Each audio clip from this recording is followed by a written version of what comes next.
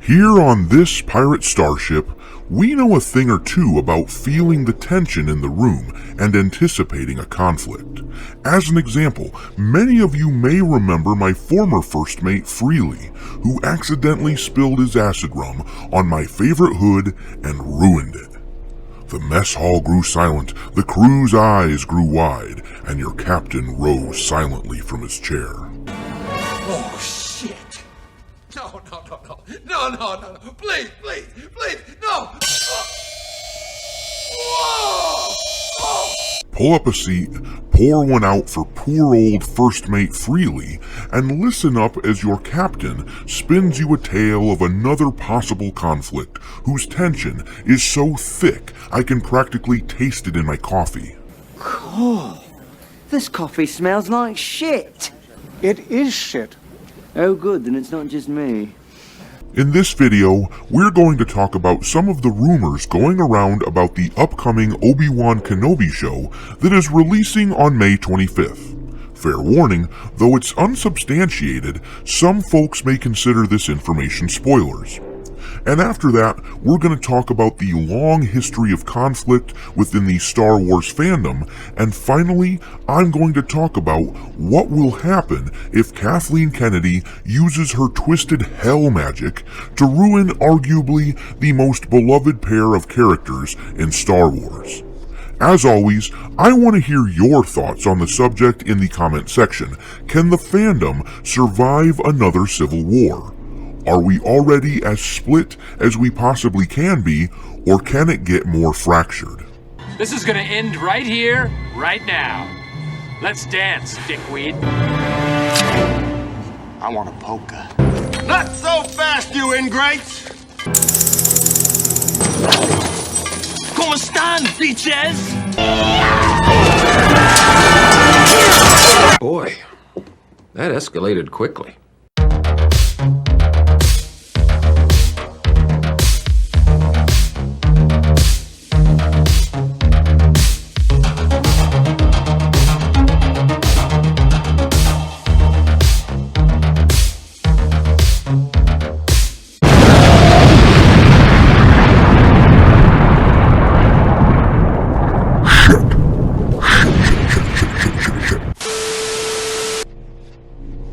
The other day, the release date for the Kenobi show was revealed. Naturally, I'm excited to see Ewan McGregor reprise his role as the quintessential Jedi Knight, but I'm also a bit nervous. That's because Star Wars, under the control of Disney, has managed to ruin just about everything it touches. Even when it creates something enjoyable, like the Mandalorian series, they manage to sour it with a show like The Book of Boba Fett. Why are you the way that you are? Honestly, every time I try to do something fun or exciting, you make it not that way. Let's take a quick peek at this article from The Direct to give us some details about the series, or at least rumored details. It reads, with The Book of Boba Fett now in the rearview mirror, it's officially Obi-Wan Kenobi season. Lucasfilm and Disney officially unveiled the teaser poster for the highly anticipated series, which coincided with the announcement that it would debut on May 25th, exactly 45 years to the day that fans first met the Jedi Master. Plot details are still under lock and key, but the general gist of the series seems to be apparent. Alongside Ewan McGregor will be returning Star Wars alum Hayden Christensen, set to reprise his role as Darth Vader. A recent rumor indicated that two other performers would help bring the Sith Lord to life, with Christensen taking on the sequences behind the mask and anything that may involve Anakin Skywalker. There are indicators of what the fallen Jedi's role might entail, and Lucasfilm certainly has shied away from emphasizing his presence. Actually, I think that's wrong. I think they meant to say they haven't shied away from emphasizing his presence, because in the next sentence, it reads, Kathleen Kennedy hyped up the coming conflict between Kenobi and his former Padawan as the rematch of the century, and small leaks suggest that the battle will be as intense as advertised. The duel will transpire in a location away from Tatooine, the likely culmination of Obi-Wan's big adventure. I like it. Admittedly, all of this sounds pretty damn cool. If I were going to make a wish list of things I'd like to see in an Obi-Wan show, a rematch with Darth Vader would be at the top of the list. That being said, at the absolute bottom of the list would be anything that emasculates or embarrasses Obi-Wan or Darth Vader. Given Disney's history of ruining characters, seemingly on purpose, I think it's fair to be worried, and it's fair to assume the backlash to damaging these characters would be severe. Wait. Taking over. Yeah. We've heard of such before. No. Reach taking over. That segues nicely into this topic. We've seen the Star Wars fandom break up before. I won't go too deep into the details, but of course, when the Star Wars prequels came out, a large section of the fanbase despised them. The Clone Wars show did a nice job of fixing story problems and bringing some fans back, but there were still plenty of prequel haters out there. Why can't we all just get along? I firmly believe that the split in the fandom from the prequel wars is one of the major causes of the Grandmaster himself, George Lucas, selling the franchise back in 2012. Now, I'm not blaming all prequel haters or anything like that. Admittedly, I'm something of a prequel hater myself. I'm a little bit in between. I love them, I hate them. It kind of depends on what day you ask me. I get the feeling that the reaction to the prequels soured George Lucas on the franchise, and that, along with his admittedly advancing age, pushed him to find a new custodian of Star Wars.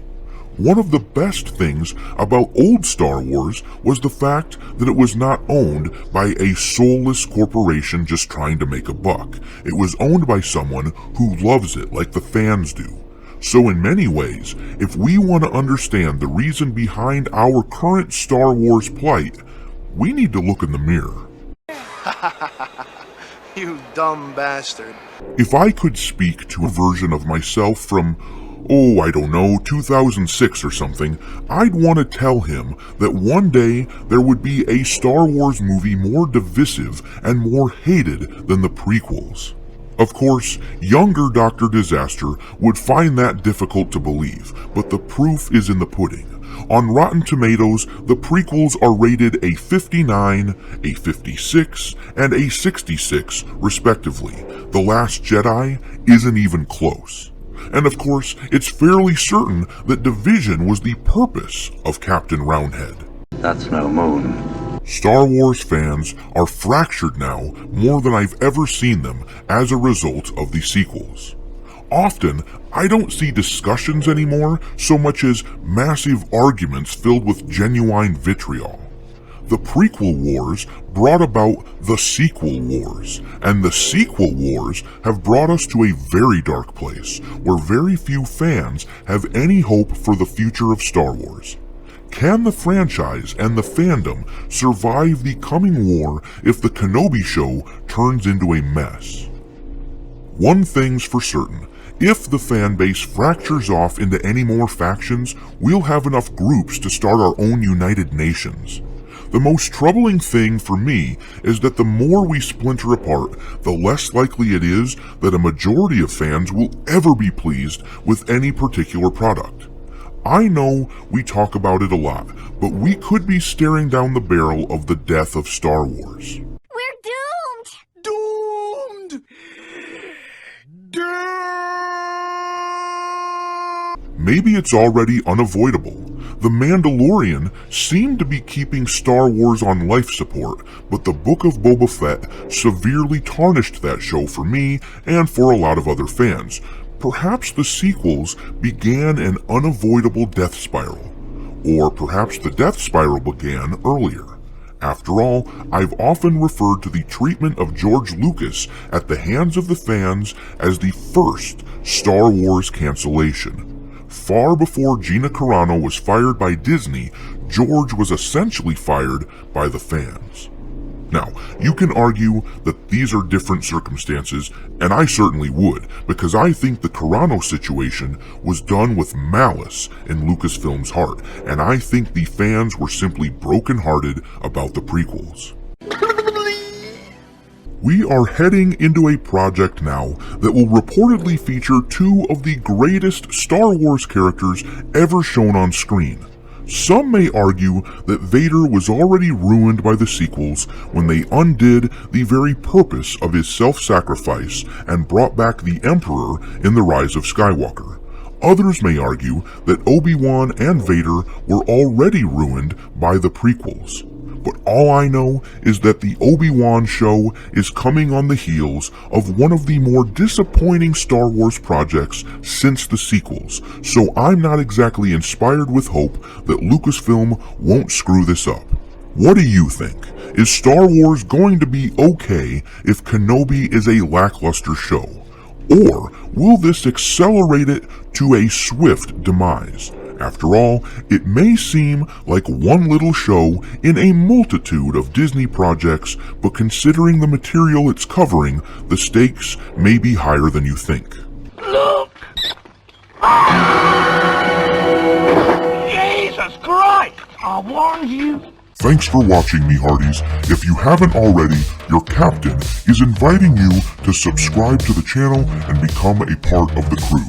Life as a space pirate may not be glamorous, but there's always plenty of booty.